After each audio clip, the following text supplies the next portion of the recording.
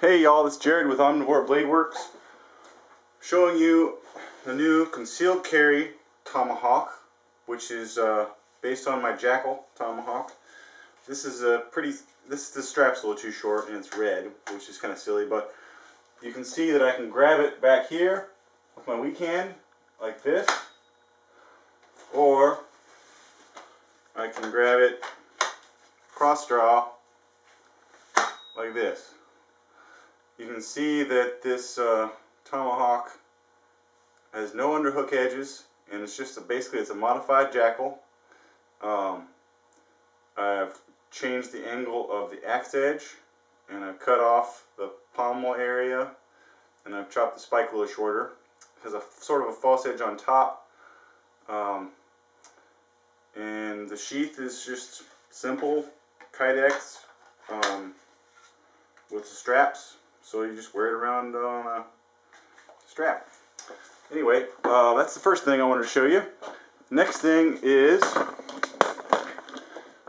new jackal tomahawk with bronze, and then the handle has some spray grit on it from Goop. It's anti-skid epoxy right there on my shelf. That's the stuff.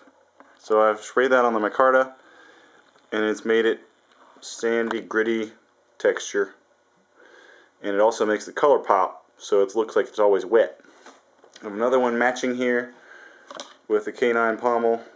These two are also, I've used my carbideizer on the underhook edges and on one side of the axe and mohawk edges, so that the other side is the one that you're going to touch up if you need to sharpen it. Because it's basically what you're doing is you're depositing with this tool right here, the tung carb. You got an electrode here that's tungsten carbide, and it's depositing with spark deposition onto the cutting edge. So those are the whole. It's basically just hard surfacing. Other things that I've got going on are this camp axe. That's almost ready. I need to make a sheath for that, and it'll be ready to go out to Gary. And then I've got a bunch of the new 3B ultralight tomahawks that are going to be imminently ready. And then I got like one or two 3B tomahawks, regular 3B tomahawks, like that one right there in the middle. That's an 01 version. And then I've also got a demo and a gray one in the drawer. But I've got quite a few jackals, and I've got quite a few of the 3B ultralight. I also have this onesie, or one-off, with the serrations on the mohawk edge, so that'll be available to somebody. Hopefully somebody who's already got themselves on the verbal order list. And then I've got Kodiaks, which are still pretty much in the same spot they were. But I do have my new sheath jig made up, so that means I'll be moving faster on those. I've got jackal sheaths that are still needing to be assembled, and I've just been working on a couple of tomahawk sheaths. So things are getting shipped out. I'm going to go to the grinding room real quick and show you what's going on in there.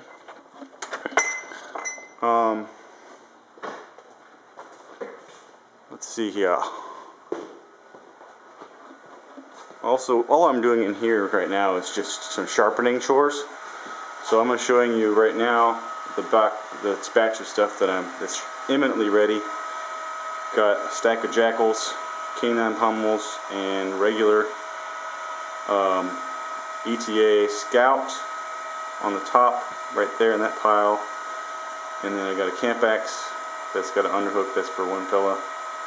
And then a few other things that may or may not be spoken for. So just keep in mind that I'm almost shipping some stuff. I was supposed to work on this sword. I don't know if you've seen this one yet, but this is the first one with the welded pommel and the welded hilt. And that's going to get a satin finish and just final hand sanding before it's ready to go. Also, I've got for Nick, I've got this. This is one of your Americanas. Bowie knives with the pommel, and there's the other one. So I still just have working on fitting those. That's about all I got for you. And then of course the huge pile of blanks that is fresh from the heat from the laser cutters. Some of those are the bad ones and some of them are the good ones. Pretty sure that the bad ones are on the bottom shelf and the good ones on the top shelf. These are the freshest ones. Or no, vice versa. Other way around. Yeah. I don't remember, but I'll figure it out. Anyway, it's July. I don't know what day it is. It's Thursday. And a side project that I'm working on for my sister's wedding was this kegerator. It's a cold spot, old Sears, and the fan burnt out, so I got to fix that. And then I've got this Northern Brewer, or it's a thermostat, so you can stick a thermocouple into the freezer and control the temperature, which is cool. And then I'm also working on a piece of furniture for my apartment, which is a side project, but this is the type of stuff that you can do if you put your mind to it. This is all material that I harvested out of my own woods. There's a perimeter is all spalted maple, which is basically just hard maple that's got some fungus in it.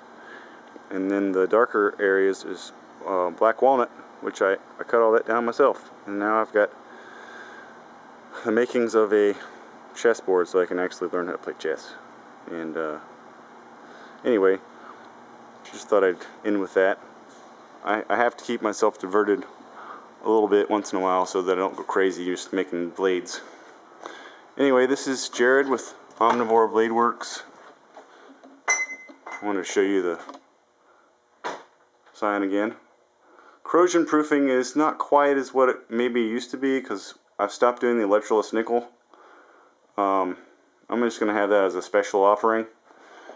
But I'm going to start doing this hard surfacing process on more blades. So if you get one like that, consider yourself lucky. Here's a Kodiak with the black micarta and the spray grit on it. That's going out to a guy up in the north area somewhere. This is Armor Black and Sniper Gray camo, which I think is probably the coolest of all the camos I've done so far in terms of looking scary. So stay tuned. We will have more for you before too long. Over and out.